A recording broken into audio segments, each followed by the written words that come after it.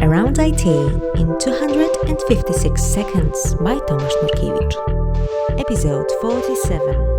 Terraform. Terraform is fairly low-level software for managing your infrastructure. For instance, it's used to create and provision cloud instances, networks, and software. Unlike traditional tools in this area, Terraform is declarative. It means you don't define step-by-step imperative guides, essentially scripting your infrastructure with Bash or Python. Instead, you define desired final infrastructure state. For example, how many hosts, how they should be connected, what kind of software and packages they should contain, and so on. Once you apply this configuration, Terraform takes all the necessary steps to fulfill your needs.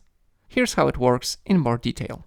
The Terraform configuration consists of a bunch of resources. Each resource describes one infrastructure element. What kind of elements you can manage? Well, the official registry of Terraform plugins, known as providers, has about 1,000 entries. Each provider uses an API to manage the underlying resource. For example, you can use AWS provider to provision EC2 instances of a certain size. The provider uses AWS API to create these instances under the hood. If you wanted one instance, the provider will create it. If you later changed your mind and ask for 100, the provider will create the remaining 99. Apart from physically setting up your infrastructure, Terraform keeps everything in special external state file. The initial invocation creates infrastructure resources, but subsequent applications are quite different. The desired state is confronted with the last known state. Terraform tries really hard to transition from current to desired state with minimal effort. If updating an existing resource is possible, Terraform does that. Otherwise, the existing resource is destroyed and recreated. An example of such destructive action is changing the base image of a virtual machine, or moving to another data center. In the latter case, Terraform will provision new VM and tear down the old one. For us, it's just a single line of code. Oh, I forgot. Everything in Terraform is driven by code. The whole setup in HashiCorp configuration language is typically stored in version control. Every change to the infrastructure is audited and can go through code reviews.